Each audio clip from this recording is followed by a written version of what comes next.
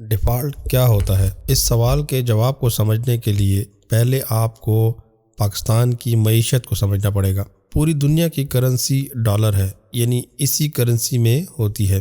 Dollar جمع کرنے کے 3 طریقے ہیں: تجارتی سرپلس، بیرونی سرمایہ داروں کی سرمایہ کاری، اور تیسرا قرض لینا۔ تجارتی سرپلس چین، کوریا، جاپان، جرمنی اور خلیجی ممالک پیدا کرتے ہیں۔ بیرونی سرمایہ کاری سے ڈالر کمانے والوں میں مغربی یورپ اور بھارت، آسٹریلیا جیسے ممالک ہیں، جبکہ امریکہ ڈالر چھاپ لیتا ہے۔ پاکستان، مصر جیسے تجارتی خسارہ کرنے والے تیسری دنیا کے ممالک کی واحد آپشن قرض جمع کرنا ہوتا ہے۔ اب سوال یہ ہے کہ پاکستان قرض کیسے اٹھاتا ہے؟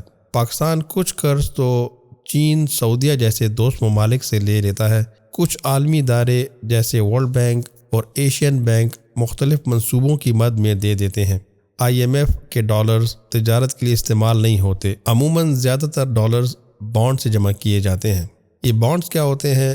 بانڈز سادہ الفاظ میں انویسٹر سے سود پر قرض لینا ہوتا ہے، اور یہ سود ملک کی سیاسی و مالی حالت سے مشروط ہوتا ہے۔ جس ملک کی سیاسی و مالی حالت مستحکم ہو، اس کے بانڈز ہاتھوں ہاتھ انتہائی کم شرح سود پر خرید لیے جاتے ہیں، کیونکہ ڈیفالٹ کا رسک نہیں ہوتا، یعنی لو رسک یا لو ریٹرن۔ لیکن جس ملک کی حالت پاکستان جیسی ہو، اس کے بانڈز بلند شرح سود پر بکتے ہیں، کیونکہ سرمایہ دار کو خدشہ ہوتا ہے کہ یہ ملک ڈیفالٹ کر جائے گا اور اس کی سرمایہ کاری ڈوب جائے گی، لہٰذا ہائی رسک یا ہائی ریٹرن ہوتا ہے۔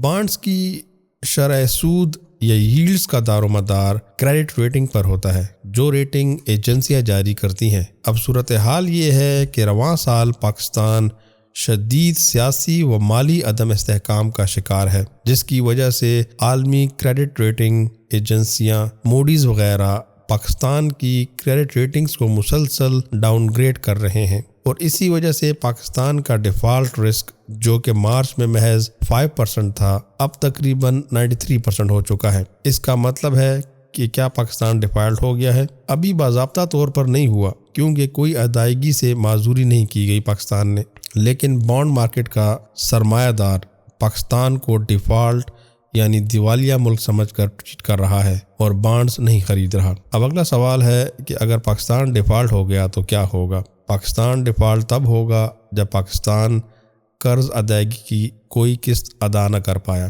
اس وقت پاکستان کے سرکاری خزانے میں کل 6.9 ارب ڈالرز ہیں، جن میں سے 6.5 ارب ڈالر دوست ممالک کے ہیں، یعنی سرکاری خزانے میں اپنا مال صرف 40 کروڑ ڈالر ہے۔ اگر پاکستان آفیشلی ڈیفالٹ ہو گیا تو پاکستان کو مزید قرض ملنا بند ہو جائے گا، اور پاکستان کو اپنی درآمدات برآمدات پلس ترسیلات زر کے برابر کرنی ہوگی۔ پاکستان کی صنعتی زرعی انتہائی کم اور آبادی انتہائی زیادہ ہے، لہٰذا ہم پیاز سے لے کر دوائیاں اور سوئی سے لے کر جہاز سب کچھ درآمد کرتے ہیں۔ جب ڈیفالٹ کے بعد ہمیں آمدن اور خرچ برابر کرنا پڑے گا تو ملک میں تیل، اناج، دوائیں، مشینری کی سپلائی شارٹ ہو جائے گی، جو خوفناک مہنگائی کو جنم دے گی، اور مہنگائی بچت کا خاتمہ کر دیتی ہے، اور بچت نہ ہو تو مزید سرمایہ کاری نہیں ہو سکتی، سرمایہ کاری نہ ہو تو روزگار ختم۔ یہ شیطانی گھن چکر ہے۔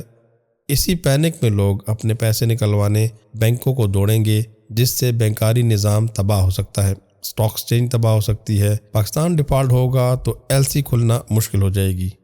انشورنس اور شپنگ کمپنیاں برآمدی کنٹینرز پر بھاری پریمیم وصول کریں گی، درآمدات کی وصولی ایڈوانس ہوگی، غرض ناقابل تصور تباہی ہے۔ YouTube ایک بہت بڑی دنیا ہے، اور آپ ہمیں کہاں ڈھونڈتے پھریں گے؟ اسی لیے ہمارے چینل کو سبسکرائب کریں، بیل آئیکن پر کلک کریں، تاکہ ہر آنے والی نئی ویڈیو آپ تک بآسانی پہنچائی جا سکے، کیونکہ علم ضروری ہے۔